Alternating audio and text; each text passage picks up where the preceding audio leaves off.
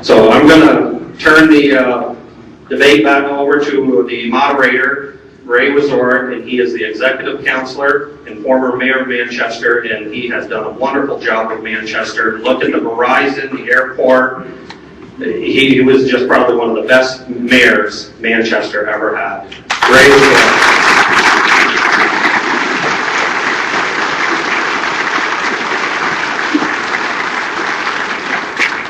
Thank you very much, John. You know, I made a couple of observations while I was sitting here.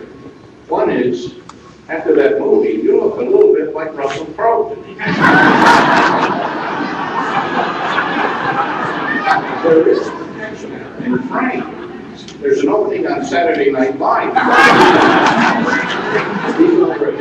Well, that's good. I think we're all looking forward to having a very informative evening, so that you can make a judgment based on what these candidates are going to tell you on the questions that are going to be proposed. Now, I don't know whether you emphasize that we don't want any applause during this period when we're asking the questions or the rebuttals, because we won't have time to get in all of the questions that we would like to get in. So I think we're going to start with who's number one, John? All right. The first question, and you have 2 minutes, and then each of the candidates will also have 2 minutes to answer the question. The first one, if you were elected governor of the state of New Hampshire, what is the very first thing you would do? That's after you find the men's room and your desk, or the ladies' room, whichever it is. What is the very first thing that you would do in the state of New Hampshire? That's a great question, Ray.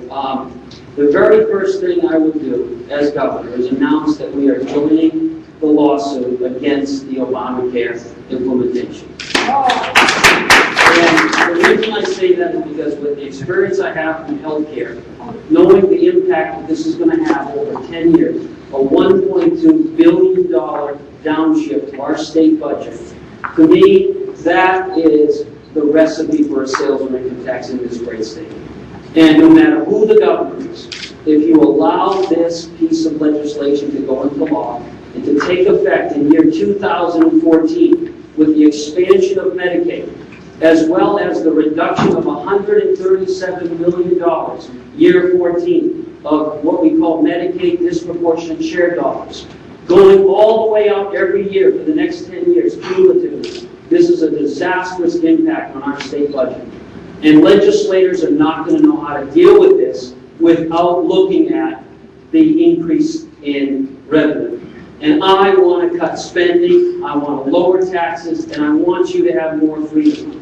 And the way we're going to do that is to make sure we say to the federal government, not now, never. If you want to continue with this mandated environment, we are going to have a leader in the corner office that's going to stand up, that's going to go to the courts if they have to, and is going to say, no way, not now, no more. And this doesn't just mean Obamacare.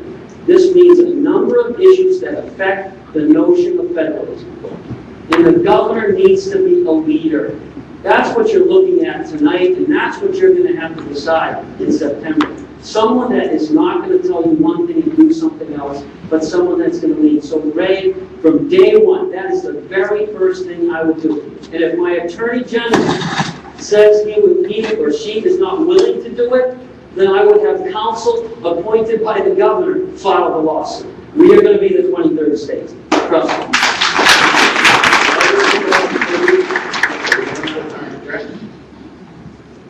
But I already heard how I feel about Obamacare, so I'm not going to go into that again. The first thing I would do is call the executive council, the session have a meeting with them. Also, I would call legislature together. This is a new day. I would tell them clearly this is a new day. We should look at this as an opportunity for $800 million in the hole. We got to do 2 things, in my view. We have got to cut spending dramatically, and we've got to focus in on how we're going to do that. The second thing we have to do, and we're going to actually have to follow my lead in this, or we're going to be going over the cliff, and that is to reduce the stranglehold of taxation on all of our small businesses. I would tell them, folks, we've got to repeal the business enterprise tax. It's a tax that is based on payroll and not based on profit. I would tell them, You've got to turn the business profits tax upside down such that the higher your profit, the lower your rate. Think of that.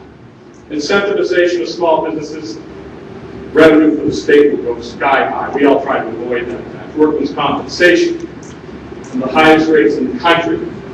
Business folks out there are already nodding. It's one of the highest rates we have in the country. It's a big black pit into which we throw thousands of dollars. Tired of subsidizing bad behavior. You folks who perform well deserve most of that money back at the end of the year. Another thing, LLC tax. It's been repealed, kind of, but it's still hanging around. It's a job killer. It's a business killer. We got to make sure that it goes away forever. And the last thing I was going to tell them goes along with what I said earlier. We are going to be the leader. New Hampshire will be the leader in taking back this country. We will absolutely put forth an agenda that pushes back against the federal government and its ever encroachment on all of the states, especially New Hampshire. What we will do is make certain that they understand, Obama and the rest, that we're not taking it anymore.